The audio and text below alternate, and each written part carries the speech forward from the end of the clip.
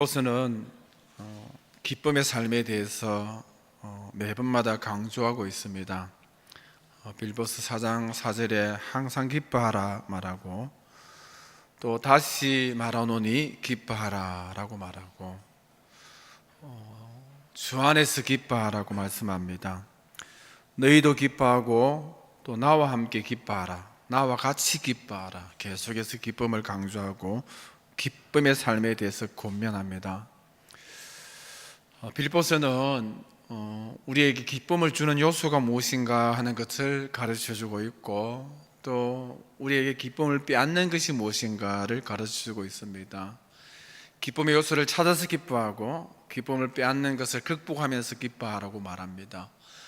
저 여러분이 정말 빌보스 교훈에 따라서 또 하나님의 뜻에 따라서 주 안에서 항상 기뻐할 수 있는 비밀은 기쁨을 좌우하는 두 가지 요소가 있습니다. 하나는 나라는 나 스스로의 존재와 또 하나는 관계입니다. 다른 사람과의 관계. 여러분, 이 관계는 먼저 나와 하나님과의 관계죠. 나와 하나님과의 관계가 어떠냐에 따라서 우리의 기쁨이 달라질 수 있다는 것이죠. 나와 하나님과의 관계 속에서는 구원의 기쁨, 성숙의 기쁨, 하나님께로부터 공급받는 이런 기쁨들, 나와 하나님과의 기쁨은 영적인 기쁨입니다. 이런 기쁨이 있고, 또 나와 사람과의 관계죠. 나와 사람과의 관계는 사랑의 기쁨이 있죠. 사랑하며 사랑받는 기쁨. 또 가정을 비롯해서 교회를 비롯해서 또 마을 공동체, 더불어 공동체를 세워가는 기쁨이 사랑과의 관계 속에서 있습니다. 그리고 갈등을 극복하는 기쁨이 있습니다. 이런 기쁨은, 사랑과의 관계의 기쁨은 일상의 기쁨이라 할 수 있죠. 한 걸음 더 나아가서 나와 환경과의 기쁨입니다. 환경이 염려스러울 때 염려를 극복하는 기쁨, 우한, 질고, 환란, 실패들이 있는데 이것들을 잘 이기는 기쁨, 이런 것은 인생의 기쁨이죠. 여러분, 이처럼 나라는 존재와 관계죠. 나와 하나님과의 관계 속에서 영적 기쁨을 누리고, 나와 사람과의 관계 속에서 일상의 기쁨을 누리고, 나와 내 주변의 여러 환경을 통하여서 인생의 기쁨을 누릴 수가 있다는 것이죠. 오늘은 원망과 시비를 이기는, 원망과 시비를 극복하는 기쁨입니다. 그러면 여러분, 이 원망과 시비는 무슨 관계 속에서 이루어지죠?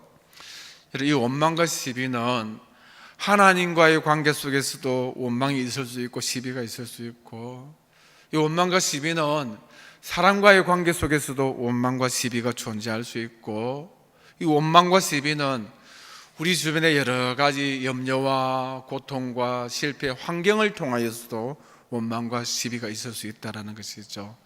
여러분, 이 원망과 시비는 영적인 기쁨을 빼앗기도 하고, 원망과 시비를 이기면 영적인 기쁨을 우리가 가질 수도 있습니다. 원망과 시비는 사람과의 관계 속에서 일상의 기쁨을 좌우하기도 하고, 원망과 시비는 환경을 통하여서 인생의 기쁨을 줄 수도 있고 빼앗을 수도 있다는 중요한 것이죠. 그래서 원망과 시비는 우리의 기쁨을 막는 장애물입니다. 바울은 빌립보서의 기쁨을 빼앗는 문제를 주저없이 직설적으로 이야기하는데, 오늘 본문 14절 말씀에 모든 일에 원망과 시비를 없이 하라 하고, 18절에 결론적으로 이로써 너희가 기뻐하고 나와 같이 나와 함께 기뻐하라. 여러분, 기쁨을 위해서는 원망과 시비를 이겨야만이 기뻐할 수 있다라고 권면하고 있습니다. 이 원망과 시비는 빌립보 교회만의 문제가 아니죠. 원망과 시비는 우리의 문제입니다. 나와 하나님과, 나와 교회와, 나와 가정과, 나와 사람과, 가까이 있는 사람, 배우자, 자녀, 성도들, 이 관계 속에서도 얼마든지 원망과 시비가 일어날 수 있죠. 많은 일들을 통하여서, 환경을 통하여서 원망과 시비가 일어납니다. 모든 관계 속에서 가만히 들어와서 관계를 파괴시키고 기쁨을 빼앗는 것이 원망과 시비이기 때문에 우리는 원망과 시비를 이겨야 된다는 것이죠. 여러분, 원망과 시비는 마귀가 주는, 우리의 행복과 우리의 보람과 우리의 관계와 우리의 기쁨을 노골적으로 뺏어가는 마귀의 주무기라는 사실을 기억하셔서 오늘 원망과 시비를 이길 수 있는, 그리고 원망과 시비를 극복하는 그런 기쁨을 누리는 저와 여러분 되기를 바랍니다. 여러분, 원망이 뭐죠? 원망은 내 내면에 불만족이 있습니다. 내면의 불만족을 외적으로 드러내는 불평이 원망이죠. 마음속에 이렇게 불만족이 있고 이것이 불평으로 드러납니다. 원망입니다. 시비가 무엇이죠? 마음속에 자꾸만 이의가 제기됩니다. 불평이 제기되죠. 마음속에 이것이 내 외부적으로 다툼이 되고 분쟁이 되는 것, 싸움이 되는 것, 이것이 시비입니다. 잠언 30장 34절에 젖을 저으면 엉킨 젖이 되고 코를 비틀면 피가 나는 것 같이 노를 격동하면 다툼이 난다라고 말합니다. 가만히 있는 사람 코를 비틀면 피가 나고 화가 나고 여러분 다툼이 되죠. 이것이 시비입니다. 시비는 가만히 애매하게 다툼을 걸고 논쟁을 걸고 격동시키는, 분노케 하는 것, 이것이 시비죠. 여러분, 우리가 원망하고 시비하면은 원망하는 사람이 즐겁겠습니까? 시비를 거는 사람이 뭐 기쁘겠습니까? 원망과 시비하는 사람도 기쁨을 빼앗기고 나의 원망과 시비 속에 놓이는 상대방도 기쁨을 빼앗길 수밖에 없다는 것이죠. 여러분, 우리가 원망과 시비 속에 살아가면 하나님도 기뻐하지 않습니다. 원망과 시비야말로 정말 우리의 기쁨을 빼앗는 그런 큰 장애물이기 때문에 원망과 시비를 잘 이겨야 됩니다. 여러분, 세계에서 최고의 시비꾼이 누구죠? 놀부 아닙니까? 놀부는 다 된 밥에 재뿌리죠. 놀부는 똥 누는 아이 그냥 주저앉히죠. 놀부는 호박에 말뚝박죠. 불난 집에 부채질하고 우는 아이 뺨 때려서 더 울게 하고 초상집에서 막 춤추고 논두렁에 구멍 내서 물 다 대놨는데 물 다 빠지게 하고 비 오는 날 장독 뚜껑을 열어버리고, 이것이 놀부의 그런 시비죠. 여러분, 우리는 오장육부가 있는데 놀부는 오장칠부가 있답니다. 갈비뼈 밑에 심술부가 하나 더 있다고 하는 것이죠. 오늘 놀부같이 시비를 걸고 원망하고, 그래서 평화로운 가정을, 아름다운 교회를 괜시리 힘들게 하고 분쟁이 나게 하고 기쁨을 싹 가시게 하는 것, 이것이 원망과 시비고, 저와 여러분이 마귀의 조종에 따라서 원망하고 시비하여서 도무지 기뻐할 수 있는 분위기를 만들지 못하는, 기쁨을 빼앗는 존재가 될 수 있다는 사실을 기억해야 합니다. 원망하는 사람은 항상 부정적이고 문제를 과장합니다. 대표적으로 원망하는 사람들 12정탐들 가운데서 10정탐꾼 아닙니까? 민수기 13장에 이스라엘 자손 앞에서 그 정탐한 땅을 악평하죠. 우리가 두루 다니며 정탐한 땅은 그 거주민을 삼키는 땅이다 라고 막 과장합니다. 거기서 본 모든 백성은 신장이 장대한 자들, 거인들이다 이야기하죠. 우리 스스로 보기에도 그들에게 메뚜기인데 그들을 우리 볼 때 어떻게 생각하겠느냐, 메뚜기처럼 본다라고. 여러분, 원망하는 사람은, 시비를 거는 사람은 항상 부정적인 생각하고 또 과장해서 말을 합니다. 여러분, 원망과 시비는 전염성이 강합니다. 민수기 14장 2절에 이스라엘 자손이 다 모세와 아론을 원망하여 온 회중이 그들에게 이르되 우리가 애굽 땅에 죽었거나 이 광야에서 죽었으면 더 좋았겠다라고 이야기하죠. 10명의 정탐꾼이 원망하는데 온 이스라엘 자손이 다 모세와 아론을, 또 하나님을 원망했다 이야기하죠. 온 회중이 다 원망합니다.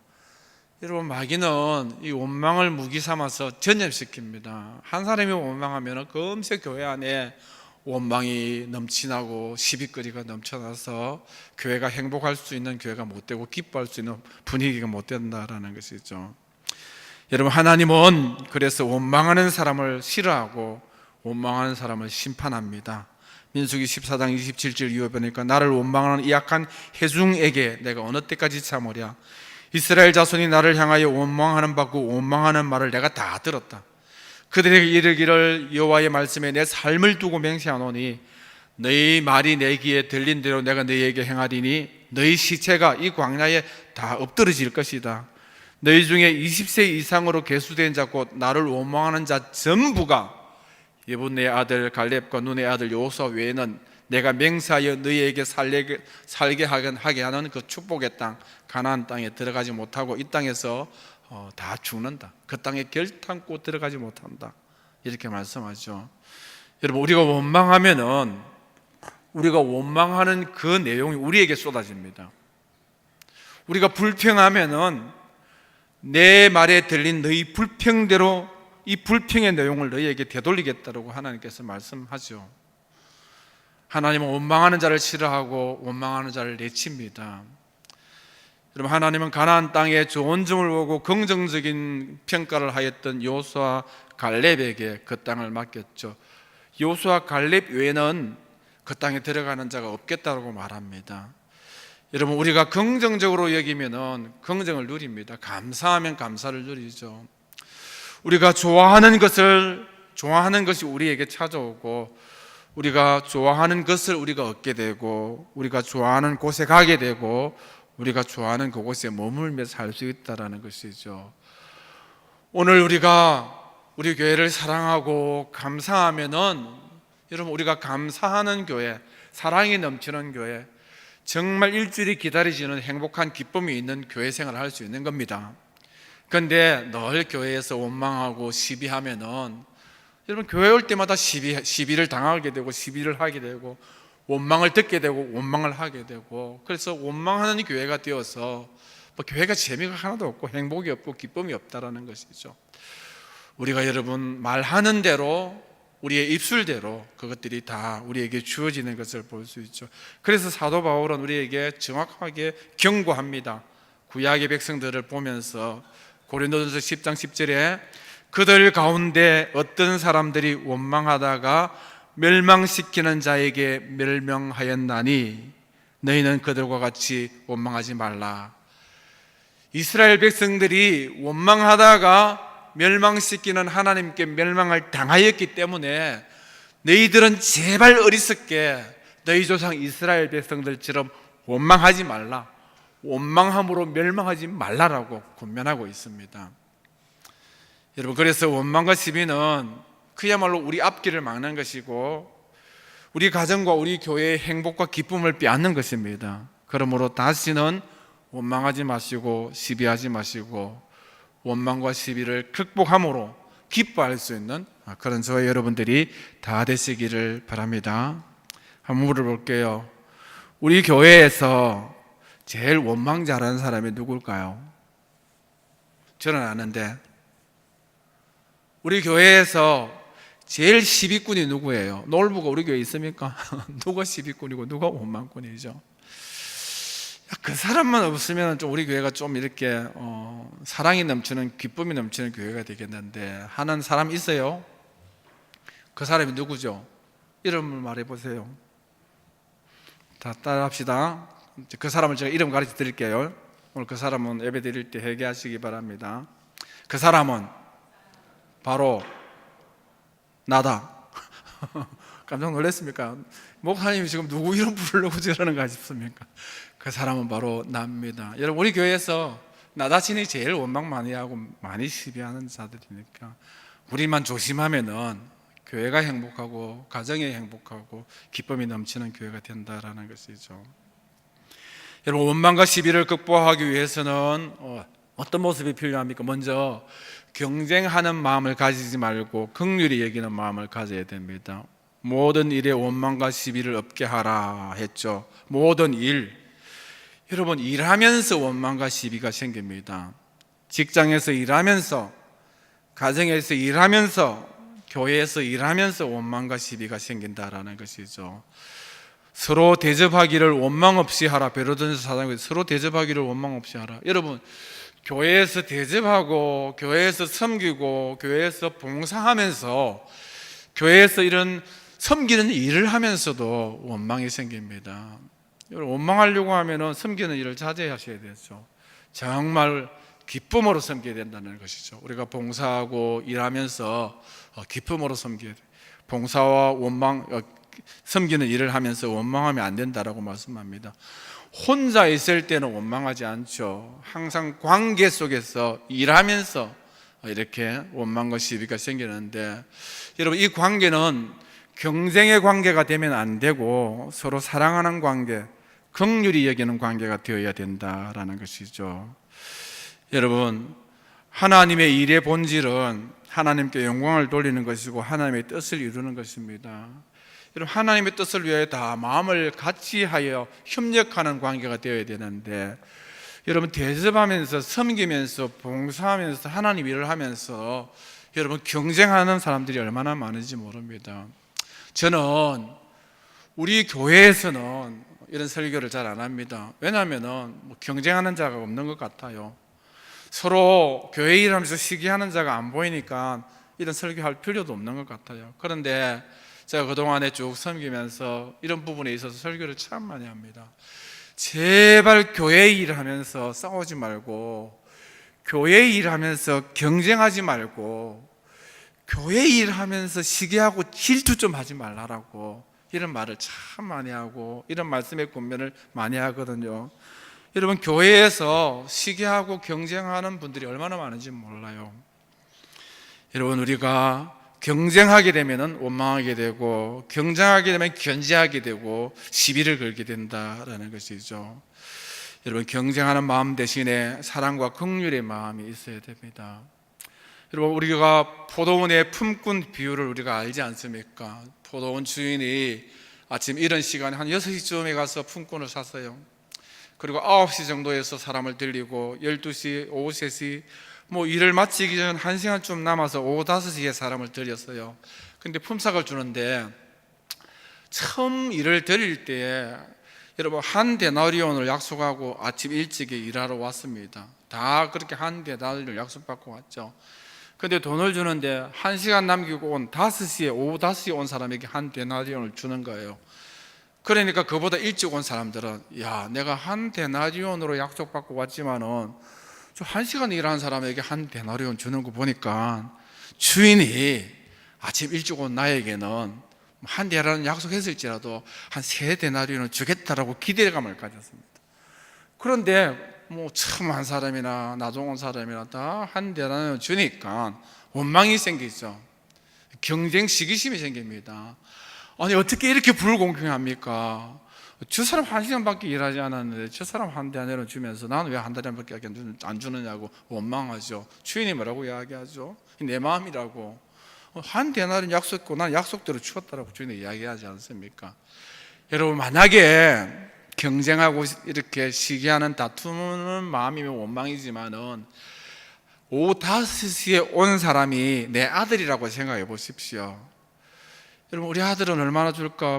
반 데나리온 줄까? 얼마 줄까? 염려를 하는데 주인이 한 데나리온 주니까 얼마나 기쁩니까? 우리 아들 1시간밖에 일하지 않았는데 한 데나리온씩이나 주니까 주인한테, 아이고 주인이요, 우리 아들은 1시간밖에 일하지 않았는데 그렇게 나와 똑같이 아침부터 준 품삯을 다 주는군요 하고 감사하지 원망하겠습니까? 여러분, 우리가 원망한다는 것은 경쟁하기 때문에, 사랑하는 마음이 없기 때문에, 긍휼의 마음이 없기 때문에 원망한다라는 것이죠. 한번 따라합시다. 우리는 주 안에서 한 가족이다. 다 한 가족이기 때문에 여러분, 한 가족이 실수하면 긍휼히 상처가 있고 연약함이 있고 상대방의 입장에서 이해하면 원망하지 않는다라는 것이죠. 우리는 다 한 가족이기 때문에 사랑하고 긍휼히 여기면 원망을 극복할 수 있고 시기를 극복할 수 있다라는 것이죠. 원망을 이기기 위해서는 경쟁하지 마시고 질투하지 마시고 시기하지 마시고 사랑하시고 긍휼히 여기시고 상대방의 입장에서 이해하시면은 우리가 원망과 시비를 이길 수 있다라는 겁니다. 원망과 시비를 이길 수 있고 원망과 시비를 극복하고 기뻐할 수 있는 비밀이 뭐죠? 남의 탓을 하지 말아야 됩니다. 여러분, 인류 최초의 죄가 남의 탓하는 죄죠. 아담의 이르되 하나님이 주셔서 나와 함께 있게 하신 여자, 그가 그 나무 열매를 내게 줌으로 내가 먹었다. 아담도 여러분 이렇게 여자에서 탓하죠. 여호와 하나님이 여자에게 이르되 네가 어찌하여 이렇게 하였느냐? 여자가 이르되 뱀이 나를 꿰물어 이렇게 했다라고. 아담은 하와는 뱀 탓을, 남의 탓을 하는 것을 볼 수 있습니다. 우리는 많은 경우 어떤 문제가 생기면은 그 원인이 자기에게서 찾지 않고 남 탓하죠. 그래서 시비가 생기고 원망이 생깁니다. 잠언 19장 3절에 사람이 미련함으로 자기 길을 굽게 하고 마음으로 여호와를 원망한다. 자기가 미련하여서 자기 길을 굽게 해놓고 원망은 하나님께 원망하는 것을 지적하고 있습니다. 여러분, 원망과 시비는 다른 사람 탓하면서부터 시작된다는 사실을 기억해야 됩니다. 그러므로 원망과 시비를 극복하는 첩경은 남의 탓하지 말아야 됩니다. 남 탓하면 원망이 생기고 시비가 생기고 기뻐할 수 없고 행복할 수 없죠. 공동체가 불행할 수밖에 없습니다. 여러분, 자기 속한 공동체의 일들이나 자기에 관여된 모든 일들을 내 탓으로 여기면은 원망하지 않을 수 있고 시비하지 않을 수 있다라는 것이죠. 남 탓하지 마시고 다 내 탓이라 여기고 자기가 책임을 질 수 있는 그런 저 여러분들 다 되시기를 바랍니다. 한번 따라합시다. 이 모든 게 다 네 탓이다. 내 탓이다. 내 탓이다 해야 됩니다. 여러분, 다른 사람 탓하면 마음이 불평하기 시작합니다. 가만히 생각해 보니까 야, 이게 내 때문에 그렇다라고 이해하면은 원망하지 않을 수 있고 시비하지 않을 수 있죠. 가정에서도 마누라 탓이다, 뭐 남편 탓이다, 아들 탓이다, 엄마 탓이다 이러면은 행복할 수 없습니다. 여러분, 정말 따져보면 내 탓입니다. 내 탓이요 하시면은 우리 가운데 기쁨이 넘칠 수 있으리라 믿습니다. 여러분, 원망과 시비를 극복할 수 있는 비결이 뭐죠? 매사에 감사하는 태도를 가져야 됩니다. 영성의 최고봉은 감사하는 마음입니다. 여러분, 아름다운 신앙생활이라는 게 무엇이죠? 범사에 감사하는 신앙생활입니다. 저는 이렇게 설교를 하고 우리 성도들을 대하면서 부끄러울 때가 많아요. 야, 우리 교회 연세가 많이 들고 공부를 많이 하지 않았지만은 정말 늘 웃고 기쁘고 감사하고 나누면서 사는 사람들이 너무 많아요. 그래서 그분과 내가 하나님 앞에 섰을 때에 어떤 사람이 더 귀한 존재인가라는 것을 스스로 질문해보면 저는 자신이 없어요. 여러분, 정말 영성의 최고봉은 공부를 많이 한다, 목사다 이것이 아닙니다. 주어진 환경 속에서 범사에 감사하는 자, 얼마나 성숙된 사람인지 모르죠. 감사생활이야말로 신앙생활 정말 잘하는 자입니다. 데살로니가전서 5장 18절에 범사에 감사하라, 이는 그리스도 안에서 너희를 향하신 하나님의 뜻이라고 했습니다. 범사에 감사하는 마음은 모든 환경을 하나님의 손길로 여기는 마음입니다. 모든 사람을 하나님이 보내신 사람으로 보는 마음입니다. 어디서 저런 사람이 왔을꼬 이런 마음 가지면 감사 못하죠. 하나님께서 저런 사람을 내게 보내셨구나. 하나님께서 나를 힘드는 사람 왜 보내죠? 하나님께서 인생 막대기로 저 사람을 나를 보내셨구나. 또 이렇게 생각하면 감사할 일이죠. 우리는 인생에서 일어난 안 좋은 일 때문에 원망할 때가 많죠. 왜 하필 이런 일이 나에게 일어났는가? 우리는 인생에 일어나는 내게 있는 약점 때문에 원망하죠. 하나님은 왜 나를 이렇게 만드셨냐고 원망합니다. 여러분, 인생의 약점과 장애물로 인하여서 원망하지 마시길 바랍니다. 조개가 품은 모래알이 진주가 되듯이 하나님은 우리의 인생의 장애물을 축복되게 하기 때문에 하나님을 믿고 하나님의 섭리, 하나님의 기쁘신 뜻을 우리가 신뢰하면은 어떤 환경 속에서도 감사할 수 있다라는 것이죠. 전에 제가 말씀을 드리는가 모르겠는데 오케스트라에서 첼로를 연주하는 소년이 있었는데 이 소년의 소원은 눈에 근시안이 있어서 악보를 못 보기 때문에 이 근시안을 치료하는 겁니다. 첼로를 연주하는데 악보를 못 보니까 얼마나 답답합니까? 하나님 아버지, 내 눈을 좀 밝게 해주세요 하고 늘 기도했죠. 그러다가 그가 19세가 되었을 때에 그의 약점 근시안 때문에 그의 인생이 달라지는 계기가 있었습니다. 한 번은 그 오케스트라가 아주 중요한 연주를 하게 되었는데 지휘자가, 여러분, 연주 직전까지 연습을 시키다가 연주 직전에 아파서 지휘를 못하게 되었습니다. 갑자기 지휘자가 없어서 큰일이죠. 그래서 지휘자를 찾았는데 다행히 그 오케스트라 단원관한테 찾았죠. 누가 됐죠? 이 소년, 19세 소년이 지휘자가 되었어요. 왜죠? 그는 근시안이기 때문에 악보를 못 봅니다. 그래서 항상 떡볶이를 가지고 악보를 다 외웠습니다. 다 외우고 하는 거죠. 그래서 악보를 다 외워서 지휘할 수 있는 사람이 이 소년밖에 없습니다. 단원들은 다 알죠. 저 소년은 악보를 다 꿰고 있고 알고 있고 외우고 있다. 얼마든지 자유하고 손을 벌리고 악보를 머릿속에서 지휘할 수 있는, 사인을 줄 수 있는, 맞출 수 있는 사람이 저 소년밖에 없다고 해서 소년을 지휘자로 씌웠다라는 것이죠. 여러분, 이 소년이 나중에 세계적인 지휘자가 되고 작곡가가 되고 바이올린 연주가 돼서 한 시대를 구가했던 니콜로 파가니니라는 사람, 파가니니 아시죠? 소년 파가니니는 인생의 장애물을 원망하지 않고 자기가 할 수 있는 최선을 다하고 장애물 가운데서도 감사하고 기쁨으로 살 때에 뜻밖의 하나님의 기회를 만나는 놀라운 축복을 누렸다라는 것이죠. 하나님이 우리 삶에 무엇인가를 작용할 때에는 하나님이 뜻하신 바가 있다라는 것을 알아야 됩니다. 여러분, 우리 삶에 뭔가 변화가 일어나는 것은 하나님이 움직인다, 하나님이 일하신다는 것을 생각해야 됩니다. 여러분, 우리 인생에 실패가 있는 것은 하나님이 뭔가 일하기 때문이죠. 우리 인생에 질환이 있고 환난이 있고 우리 인생에 어려움이 있다는 것은 이 어려움을 통하여서 하나님과 무엇인가 이루겠다는 하나님의 움직임의 시초라는 것을 우리가 기억해야 됩니다.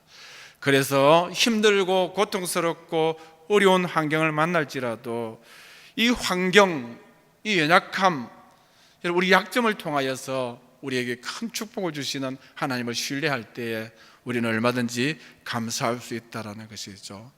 실패는 원망에서 시작하고 축복은 감사에서부터 시작합니다. 원망과 시비를 접고 오히려 원망과 시비거리를 통하여서 우리 안에 일하기 시작하는 하나님께 감사할 수 있는 저와 여러분들이 다 되시기를 바랍니다. 한번 따라합시다. 범사에 감사하며 살자. 원망 대신 감사하시기 바랍니다. 그러면은 우리 마음이 기쁘고 우리 가정과 교회도 항상 기쁘고 우리 인생이 기쁨이 넘치는 인생이 될 수 있으리라 믿습니다. 한 가지 더 보면은 여러분, 우리가 원망과 시비를 극복하기 위해서는 말을 긍정적으로 해야 됩니다. 항상 긍정적으로 말하는 습관을 가져야 되죠. 말이 그치면은 여러분 원망이 나오고 시비가 나올 수밖에 없습니다. 에베소 4장 29절에 무릇 더러운 말은 너희 입 밖에도 내지 말고 오직 덕을 세우는 데 소용되는 대로 선한 말을 하여 듣는 자에게 은혜를 끼치라. 더러운 말은 어떻게 해요? 입 밖에도